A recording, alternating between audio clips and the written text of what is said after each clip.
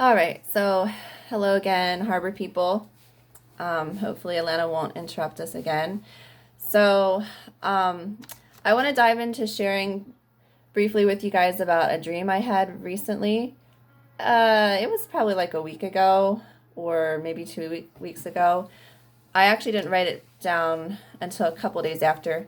So, um, sorry, a little out of breath from running the baby downstairs. Let me see.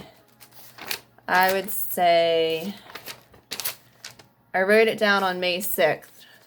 So it was probably a couple days before that, like around May 4th or something like that. Um, I was, yeah,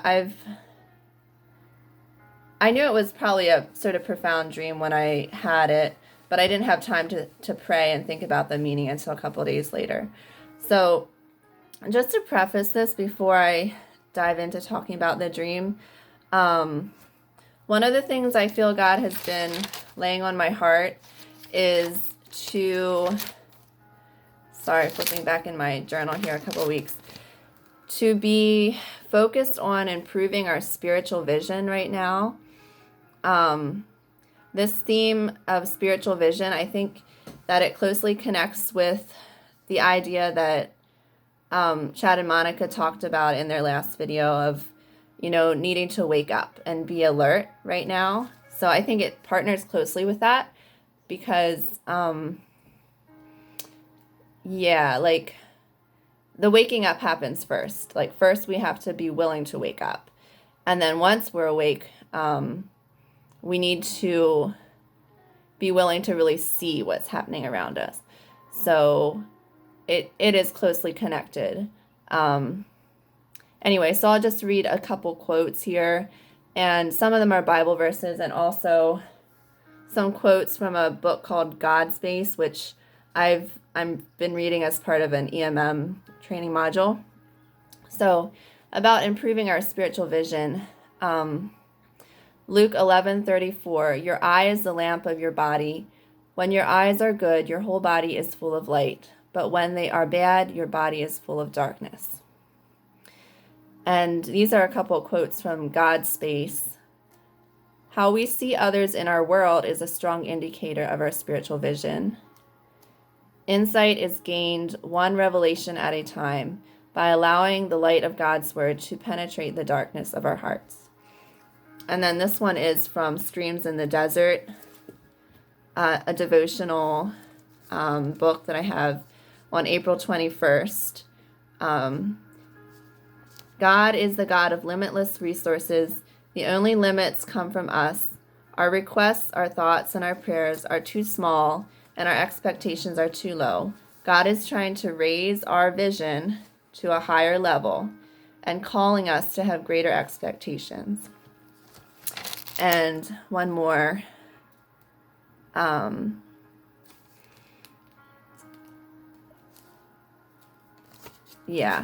Maybe that one doesn't pertain quite as much. But in the end, I was just saying, I've been praying that God would give us all spiritual vision to see this present storm for what it is.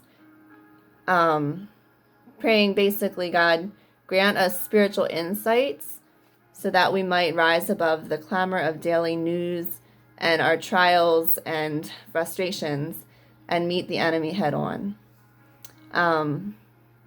So that's kind of the place I've been praying from recently about improving spiritual vision. And one thing that also, as I pray into myself improving spiritual vision, I feel like I try to have open spiritual eyes to sense what are other people hearing from the Lord right now, and what types of things are really getting people down, like what is making my friends frustrated and fearful and anxious. And I try to sort of pick up on like what particular spirits of darkness are causing strongholds right now, and then pray against those, and also to pick up on like kind of common themes that I'm sensing in even other churches, like larger churches that post things on the internet, their new worship songs, teachings that resonate with my spirit, and sort of see like collectively like what's going on out there in the spiritual realm, what's happening. So this is nothing I'm like excellent at. I feel like that's one way that I try to exercise my spiritual eyes. But it can also be on a very personal level too, just in how we view people around us. And I do think I would mention though, there's an interesting prophetic video or word that Luis shared with me a couple weeks back, and I'm not going to say much about it here, but I do think I'll forward it to Chad and Monica if they think it's appropriate to share with you guys. It's by a couple named Nate and Christy Johnson, and I'm not really familiar with them, except that I did a little research, and they are a young family who just started basically doing ministry full-time, trying to stir up revival in the church and open people's hearts to more deeply to spiritual matters and what's really going on in the world around us. That's all I know about them. If anybody else knows more about them, it's not super informed, but I do feel like her video or prophetic word that she posted recently has a lot of deep, good stuff. And so Louise shared it with me, and when I was listening to it, I immediately got really choked up and kind of lost it and almost cried through the second half because it resonated with me really deeply. So usually I feel like if something really resonates with my spirit, that it has at least a certain amount of truth in it, and I feel like hers is mostly truth that she's speaking. Of course, things can be interpreted in different ways, but yeah. So if we share that video and you get a chance, please do listen to it, and just kind of to help open your awareness of the big picture. What we're in the midst of it's not the end. It's not the beginning. We're in the middle of something, but something else is coming after this, and not to be fearful, but it's good to try to understand where we are in the story of mankind and of whatever is happening. So anyway, I just share that to say that I also have some of my ways of thinking and processing are kind of drawn from that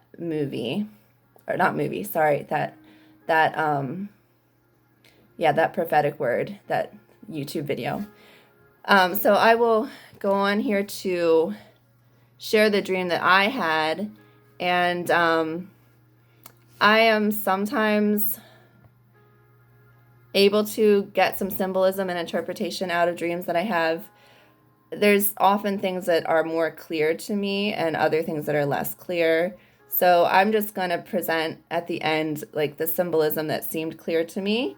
And if anyone else in hearing it later has another interpretation or different insights, feel free to pass this on to me or anyone else. I don't think that there's always one way of seeing things, or sometimes we don't understand the whole picture. But anyway, so I would encourage you to just listen with your spirit, and maybe if you want to close your eyes, you could. I wrote this out sort of in story form as I recalled it and tried to include as many details as possible. I will show a couple pictures that I pulled up to kind of help illustrate things along the way, but not everything has a picture. So I'm calling this and I think I lost it here. Hang on one second. I'm calling this my monster truck dream. I have a 4-year-old boy, so, things show up in our dreams that we don't always, that could be expected, but in different interesting ways. So listen for the monster truck part, but my monster truck dream.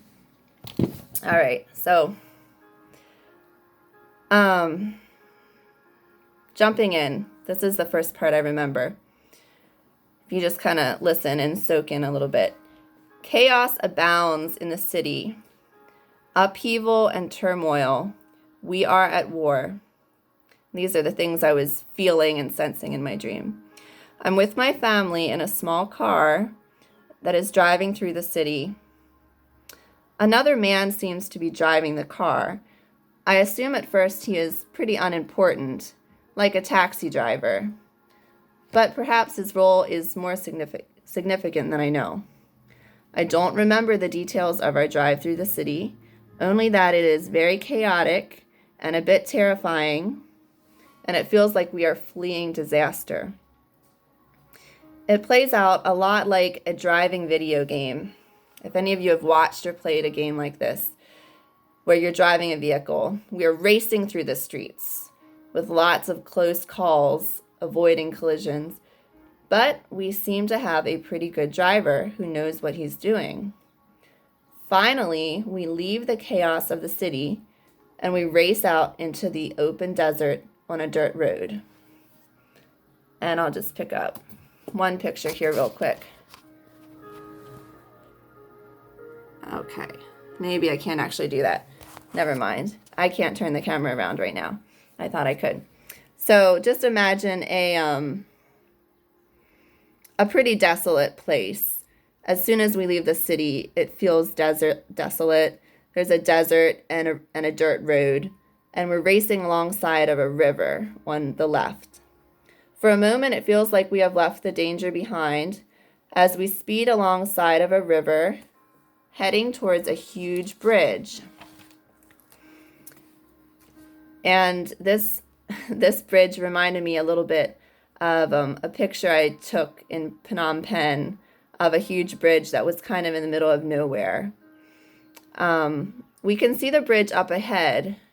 It's huge and beautiful and massive, and it feels important that we should make it there.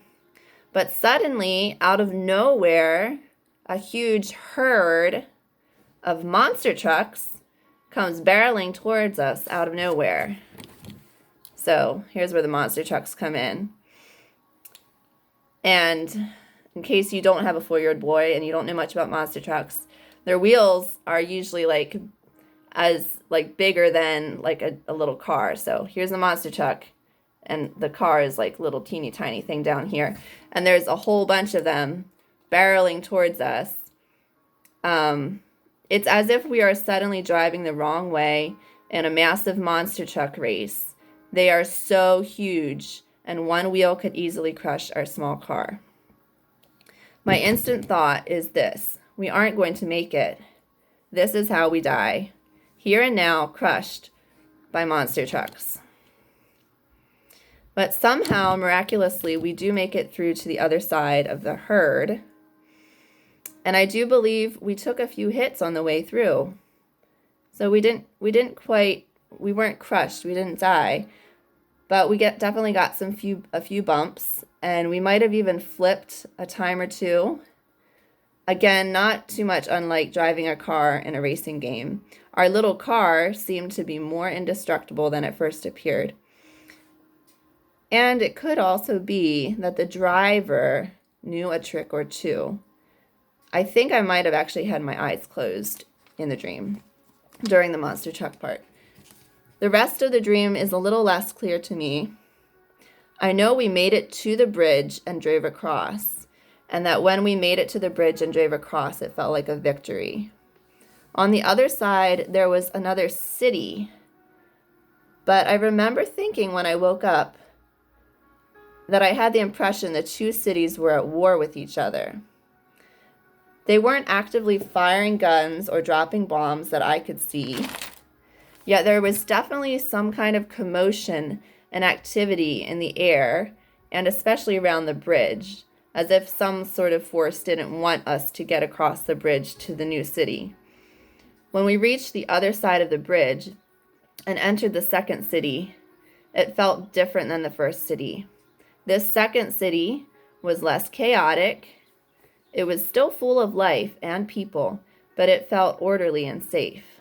In many ways, it was perhaps less of a city in our modern sense and more of a stronghold or a fortress.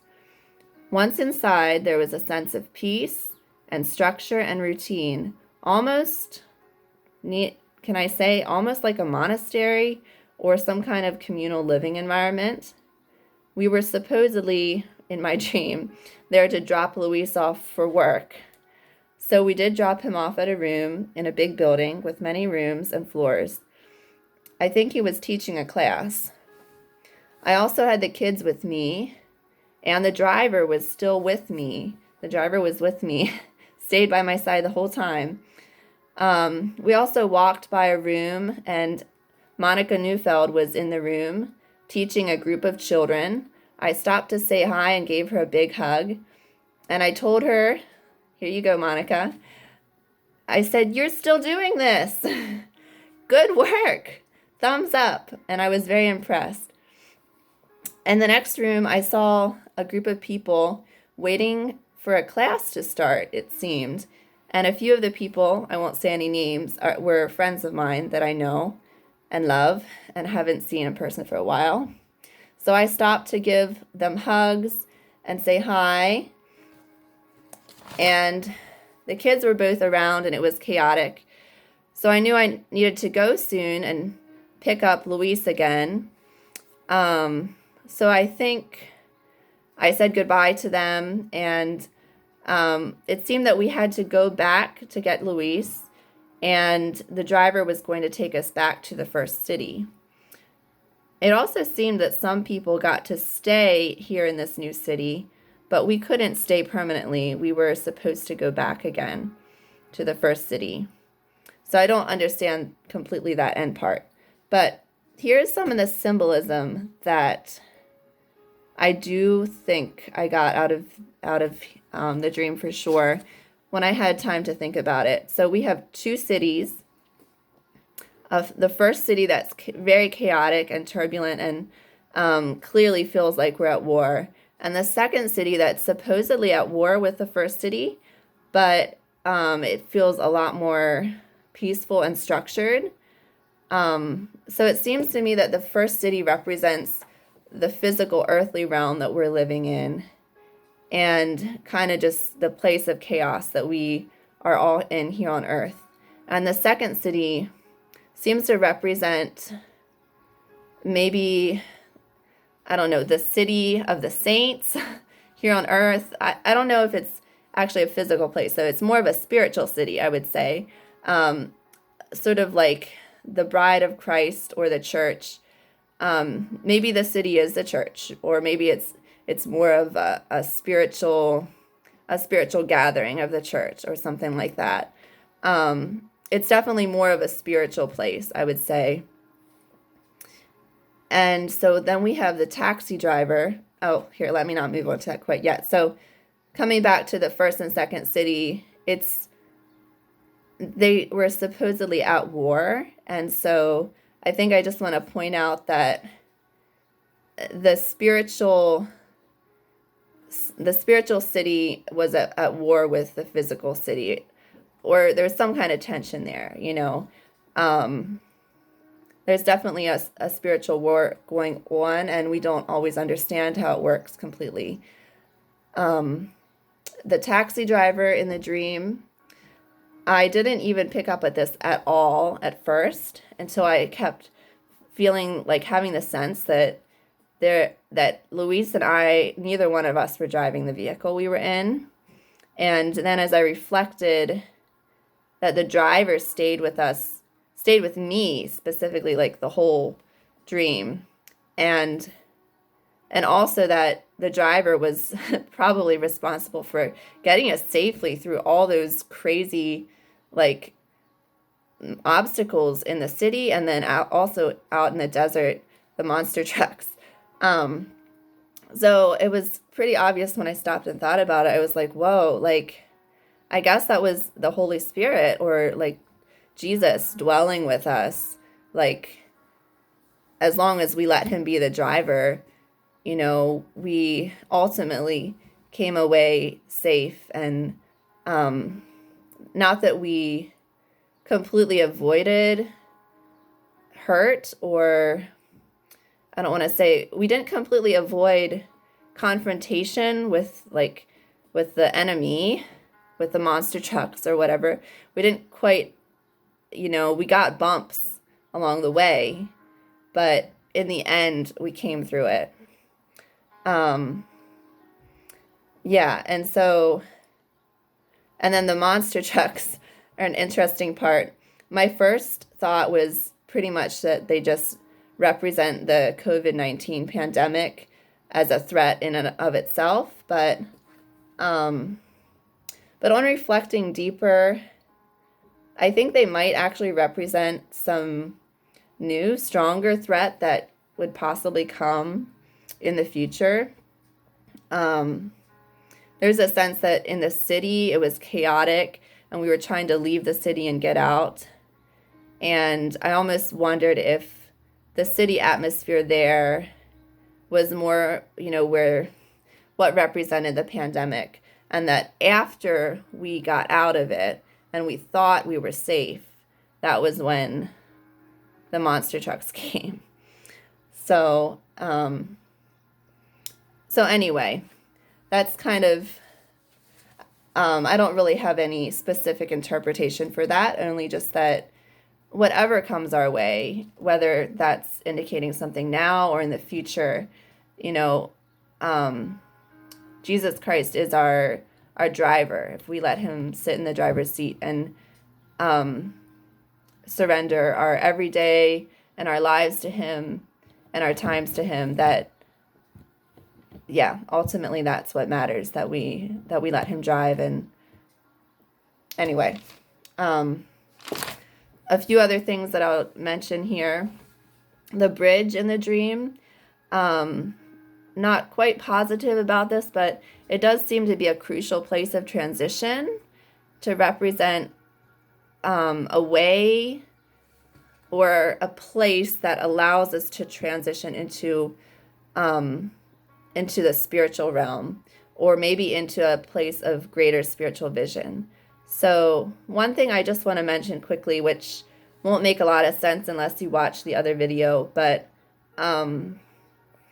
the woman who does the prophetic word in the other video mentions that she thinks there may be a new type of sound in worship that will be coming in the future, at some point after this awakening and sort of revival has happened. Anyway, so just in me connecting things with other people, I was thinking maybe the bridge was, in my dream, representing this new type of music or new type of worship or new sound that would help take us to a new place of dwelling in the spiritual realm.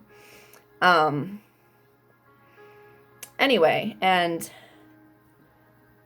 other parts of the dream I don't quite know exactly, but I just think it's important to point out that there are people in our church body who were in the other city, and they were carrying on the good work.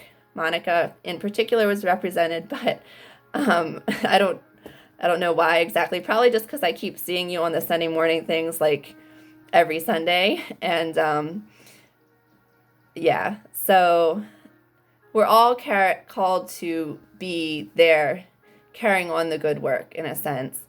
And also I think that the friends in the dream that were waiting for a class to begin or something, maybe represents that it's time to be hungry for new learning, especially in the spirit and in community with others. So however that looks, it's time to maybe push ourselves a little bit more to develop our spiritual muscles and to learn new things.